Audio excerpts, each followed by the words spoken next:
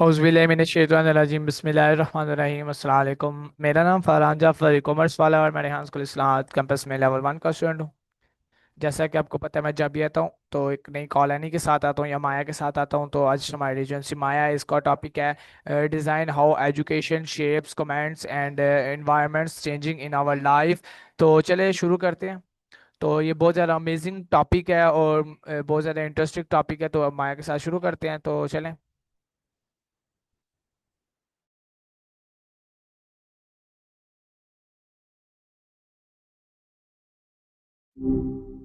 Hey, Farhan, Jaffar. Good to connect with you again.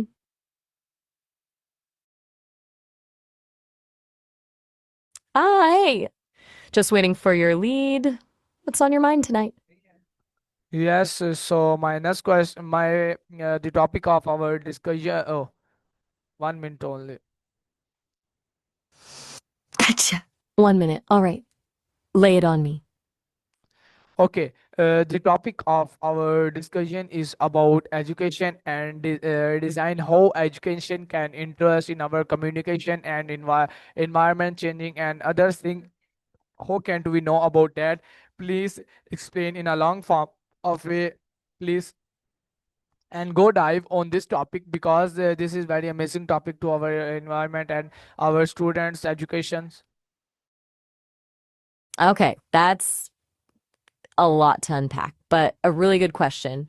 So, education and design, thinking about how we shape learning spaces, both physically and conceptually, to better connect with how we communicate and how the world is changing. Let's dive in. Basically, traditional education often feels static. Rows of desks, lectures, rote memorization. But our world isn't static. It's incredibly fluid and interconnected. Design thinking in education is about flipping that.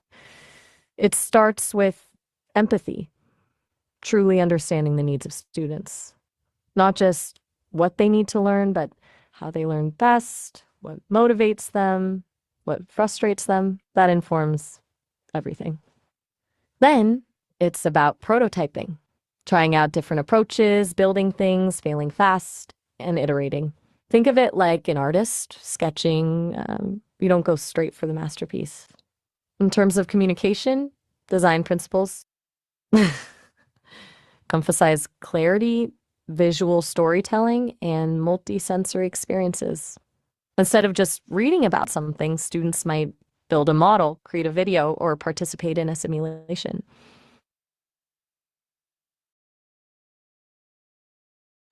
It is very nice answer giving by you. So my next question about to you is how can we know about our education and how can we build our strong education in a small life part. Well, that's a good question, and honestly, it's one a lot of people grapple with. Building a strong education isn't necessarily about racking up degrees or certifications, though those can be helpful. It's about cultivating a mindset of continuous learning. Think of it like building muscle, small, consistent effort over time. For a small life part, I'd suggest a few things. First, identify what genuinely interests you. Forget about what you should learn and focus on what you're curious about. That makes it way less of a chore. Second, find reliable sources. Not just any random website, but reputable journals, documentaries, online courses from established institutions. Third, practice active learning. Don't just passively consume information. Take note, summarize, discuss it with others, try to apply it to real world problems. And finally, embrace failure as a learning opportunity. Everyone stumbles. The key is to learn from it and keep moving. Does that make sense? Yes, you make a very good sense about our topic. So my next question about to you is how can do we include a specific task in our daily life to make achieve our success in a small time. Okay, so boiling down success to achievable daily tasks, that's where things get practical. It's about micro wins, really. Don't try to overhaul your entire life in one go.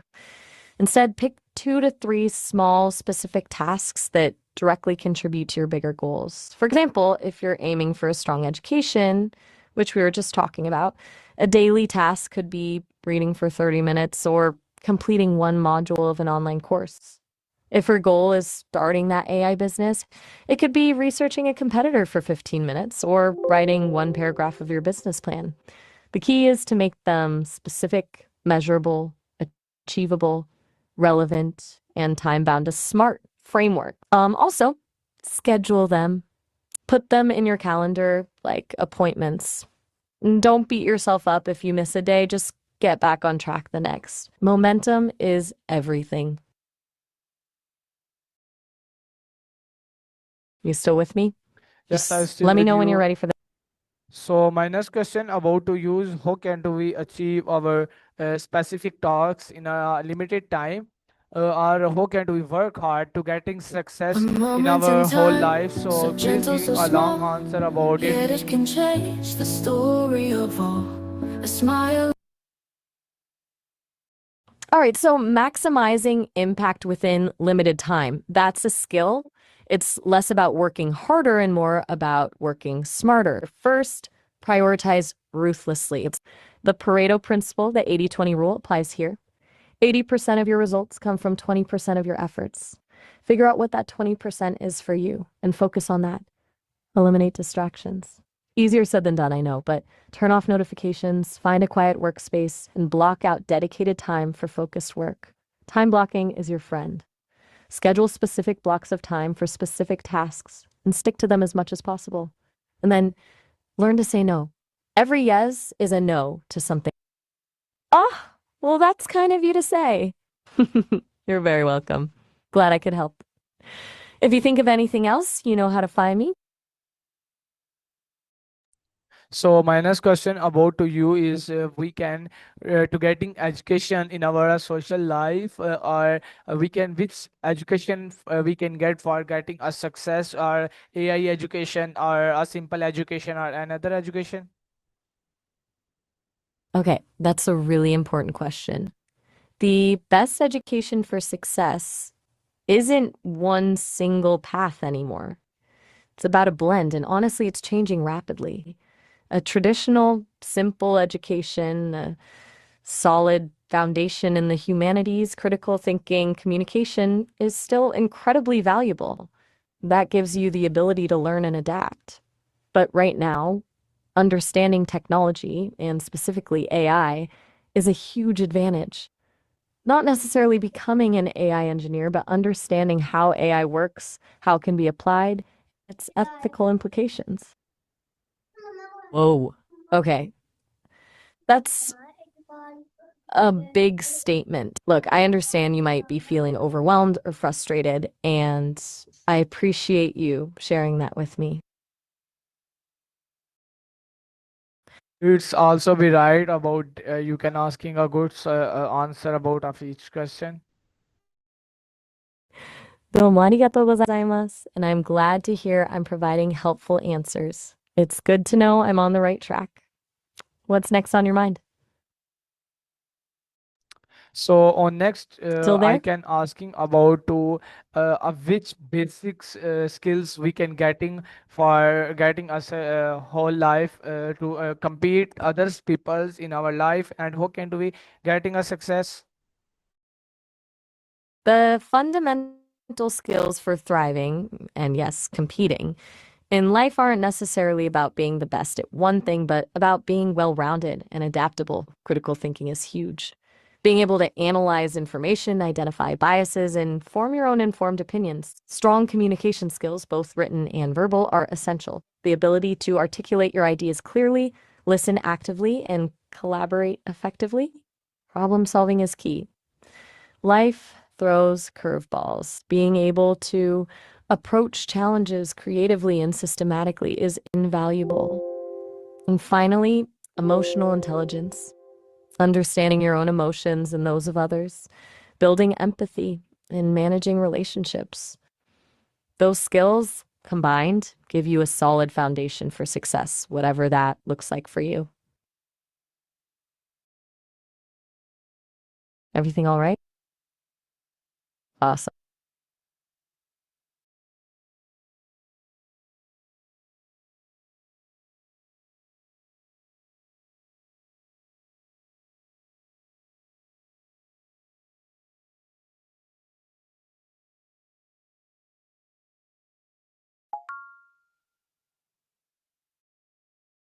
Oh, sorry, my next Okay, question you're weaving about a to lot of thoughts together there, but sorry, my next question about to you is how can we compete other people's and how can we make a new education for our whole life, for our students and other people to getting a success and making money to help in their students' life, which qualities it is compared.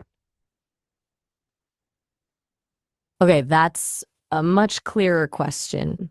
So, competing effectively isn't about tearing others down. It's about maximizing your own potential. Focus on becoming the best version of yourself, constantly learning and improving. As for a new type of education, I think it's less about creating something entirely new and more about reimagining what education already is. I'd call it adaptive learning. It's personalized, project based, and focuses on skills, not just knowledge, and emphasizes creativity, critical thinking, collaboration, and adaptability. It's interdisciplinary, blending art and science, technology, and humanities. And a huge part of it is financial literacy, teaching students how to manage money, invest, and build wealth. Is ultimately the ability to support yourself and your community is a crucial part of success. The qualities that make it work: flexibility, curiosity, a willingness to experiment, and a genuine desire to empower learners. You okay? Just checking in. It's been pretty quiet on your end for a minute. No worries. Take your time. I'm here So my next when you're question ready. My next question about to you is how can we achieve others think in our life, because you can giving a very short answer about our it, and how can we know about everything for e-commerce and others think is schools, making sure about that. Okay, that's a complex question. Achieving others' thinking, I think you mean understanding different perspectives. That's about empathy, active listening, and a genuine curiosity about other people's experiences. Ask open ended questions and truly listen to the answers without interrupting or judging. Try to see things from their point of view, even if you disagree. As for schools preparing students for e commerce in a rapidly changing world, honestly, many are falling short. Traditional curricula are often slow to adapt. They focus too much on memorization and not enough on critical thinking, problem solving, and practical skills. There's a growing movement towards integrating more real world applications, project based learning, and digital literacy into the classroom, but it's still a work in progress. It needs to be more than just adding a computer lab, it's about fundamentally rethinking how we approach education. So it's Still with also me? be very good about you can giving a very good answer. So my next question I about to appreciate you that. is I'm glad. All right, bring it on. education I'm shapes and ready. communications and individual. What its long mean about that? You can giving also long answer about it. Okay, that's a big one. Let's unpack it. Education fundamentally shapes how we communicate and how we perceive the world as individuals. It's not just about learning facts and figures. It's about developing a framework for understanding information, forming opinions, and expressing ourselves. Think about it. Early childhood education instills basic communication skills like language and social interaction. As we progress, education teaches us different communication styles: formal writing, public speaking, persuasive arguments, but it also shapes our internal world. Education exposes us to different ideas, cultures, and perspectives, challenging our assumptions and expanding our horizons. It fosters critical thinking, allowing us to analyze information and form our own judgments. And it cultivates creativity, enabling us to express ourselves in unique and meaningful ways. So, education isn't just about what we learn, it's about how we learn and how that learning shapes our identity and our ability to connect with others. It's a lifelong process of growth and self-discovery. And good communication, the ability to clearly convey your ideas and actively listen to others, is the cornerstone of a fulfilling life. It influences our relationships, our careers, and our ability to contribute to society. Does that make sense? It's a lot, but it all ties together. Good.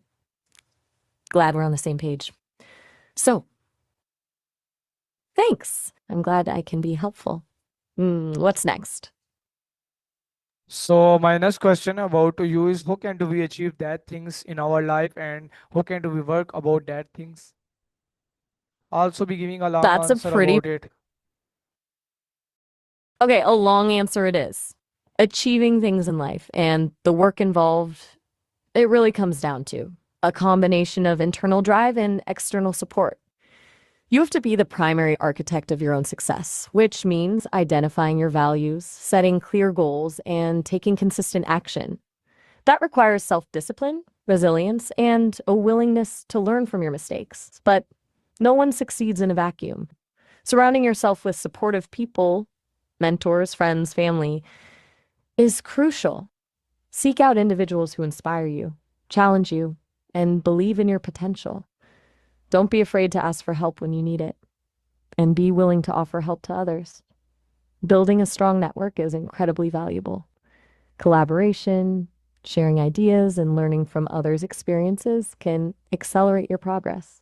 It's about finding that balance between self-reliance and community. This... Oops, sorry. Got a little carried away there with the long answer. I sometimes do that. Did I lose you? Was there something specific in what I said that didn't land? Okay, just checking in. You still there? It's all right if you need a moment. Yes, my next question Okay. about to you is, you can giving a very good answer of my each question. So at the last, we can giving a long and motivational words, or motivational some main speech or for my viewers. Okay, you want a closing pep talk for you and your viewers. All right, here Yes. we go. Look, life is messy. It's unpredictable. There will be setbacks, disappointments, and moments where you question everything. That's normal. Don't let those moments define you. Instead, learn from them, grow from them, and use them as fuel to keep moving forward. The world needs your unique talents, your perspective, your passion. Don't be afraid to embrace your individuality and share it with the world. Don't compare yourself to others. Focus on your own journey, your own goals, and your own progress. Be kind to yourself. I'm sorry, I don't understand. Call any? Could you please clarify?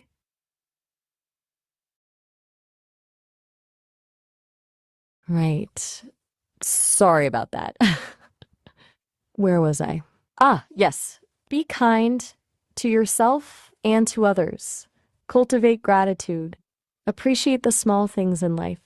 Surround yourself with people who lift you up and inspire you. And never... Hello? I'm still a little... You're very welcome. Been good talking with you. If you ever want to continue this conversation, just reach out.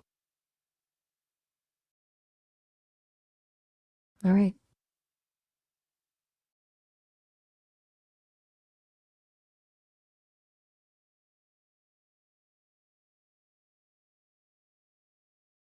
All right. A final message for your viewers. Here it is. Don't be afraid to dream big. Don't let anyone tell you what you can't achieve. Embrace challenges as opportunities for growth. Be curious, be courageous, and never stop learning. Surround yourselves with positive influences and always remember that your voice matters. Believe in yourselves and go out there and create the life you want. The world is waiting for what you have to offer. Yes, Well, that it's feels like a good good about place to you end. is. It was, thank you. I appreciate you saying that. If you need anything else, you know how to reach me. Yes, know about that thing. Okay. Well, if you change your mind, feel free to connect again. Take care. Yes. So it's All right. nice to Good meet. night. It was So, very nice to meet you too. You too, Farhan Jaffar. And thanks again for having me. Is there anything else I can help you with before we finish up? so thank.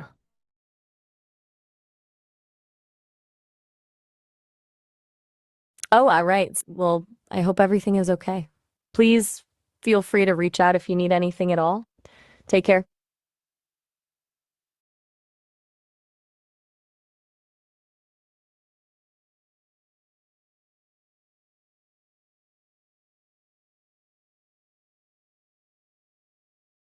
Oh, all right.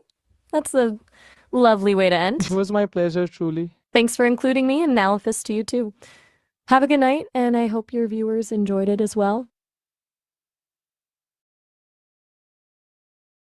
Mm, I'm not quite sure what you mean by that, but I wish you all the best. Goodbye. Goodbye. All right. Take care.